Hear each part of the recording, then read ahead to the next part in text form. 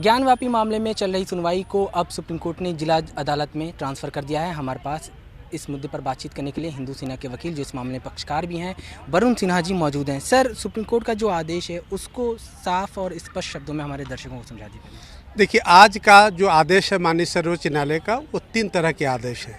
पहला आदेश है कि सीनियर डिवीज़न कोर्ट में जो मामला लंबित है वाराणसी में, इसको डिस्ट्रिक्ट जज के यहाँ स्थानांतरित कर दिया गया है। दूसरी बात यह है कि जो ऑर्डर 7 रूल 11 यानी कि वाद को निरस्त करने की जो एप्लीकेशन है मुस्लिम पक्ष का, उसको प्रायोरिटी के बेसिस पे सुनने के लिए कहा गया है। और तीसरी बात है कि 17 मई का जो अंतरिम आदेश माननीय सर्वोच्च न्यायालय ने पारित किए थे, वो आदेश अगली आदेश तक बहाल रहेगा। सुप्रीम कोर्ट में जब सुनवाई चली थी, मुस्लिम पक्ष लगातार ये कह रहा था कि 1991 का जो कानून है वर्शिप एक्ट, उसके तहत जो है सर्वे का आदेश नहीं दिया जा सकता।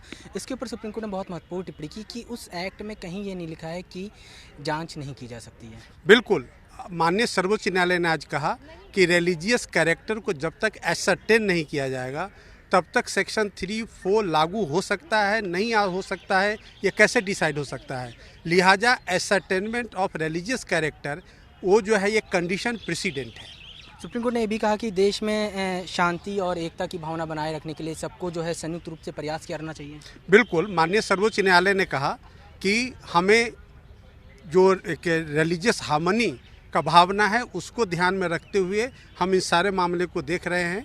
और इसी आड़ में उन्होंने कहा कि हमने अपने अंतरिम आदेश पारित किए थे।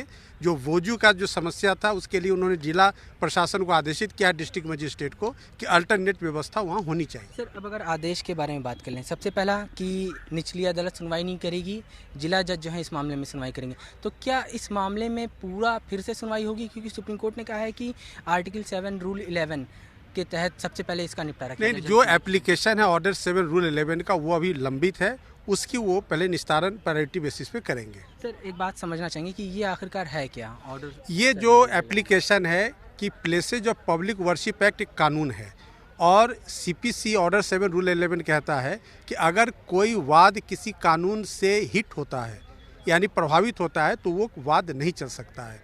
उनका कहना है कि जो प्लेसेज ऑफ वर्शिप एक्ट है, इस कानून से उनका जो वाद है हिंदू पक्ष का, वो नहीं चल सकता है, लिहाजा उसको खारिज हो जाना चाहिए। याचिका की मेंटेनेबिलिटी के ऊपर सवाल उठाया है। बिल्कुल बिल्कुल बिल्कुल, कि वो नहीं चल सकता, उसको खारिज कर देना चाहिए। लेकिन प्रश्न ये उठता है कि जब तक रिलीजियस कैरेक्टर एसर्टेन नहीं होगा तो वो कानून लागू नहीं हो सकता है। दूसरी बात, सुप्रीम कोर्ट ने कहा है कि वजू की जो जगह है वो तय की जाए, दोनों पक्ष जो हैं आपस में बातचीत कर तय करें। हाँ, डिस्ट्रिक्ट मजिस्ट्रेट को उन्होंने दिया है कि दोनों पक्ष को कंसल्ट करके और अल्टरनेट अरेंजमेंट किया जाए। डिस्ट्रिक्ट जज को ये भी कहा है कि जो दूसरे याचिकाएं हैं उनके ऊपर सुनवाई करे, 6 से 8 हफ्ते का समय दिया है। तो वो कौन सी याचिकाएं हैं जिनके ऊपर ये निर्देश? नहीं, जितने भी एप्लीकेशन जो मुस्लिम पक्ष और हिंदू पक्ष दोनों की एप्लीकेशंस हैं, सबको सुनवाई करके 8 हफ्ते के अंदर में निस्तारण की बात कही है। मुस्लिम पक्ष की तरफ से जब वजू के ऊपर चर्चा की जा रही थी, दलीलें रखी जा रही थी, तब ये कहा जा रहा था कि जहां शिवलिंग मिला है सिर्फ उस एरिया को संरक्षित रखना चाहिए और बाकी वजू खाने में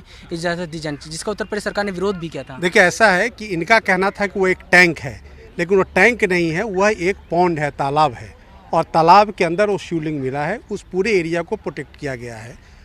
हिंदू पक्ष का कहना है कि जहां ये तालाब है उसको छोड़ करके आप अल्टरनेट अरेंजमेंट वजू का करें, हमें कोई आपत्ति नहीं। तो वो पूरा एरिया अभी भी प्रोटेक्ट रहेगा? वो बिल्कुल, जो आज आदेश कोर्ट ने किया वो एरिया प्रोटेक्ट रहेगा अगले आदेश। क्या आपको लगता है कि अब जिस तरह से सुप्रीम कोर्ट ने जिला जज के पास ये मामला भेजा है, फिर से सुनवाई होगी एक तरह से, तो कहीं ना कहीं ये मामला फिर पीछे की तरफ जा रहा है या आगे की तरफ बढ़ेगा? बिल्कुल नहीं, सुप्रीम कोर्ट ने टाइम फ्रेम दिया है, उसके हिसाब से उसका निस्तारण होगा।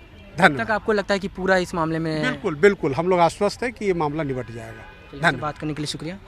तो हिंदू पक्षकार को उम्मीद है कि जल्द से जल्द इस मामले में जो है निपटारा हो जाएगा निचली अदालत से, और वहाँ पे जो दलीलें दी जा रही हैं वो सही साबित होंगी। कैमरा पर्सन राहुल के साथ अवैध समाचार, दिल्ली।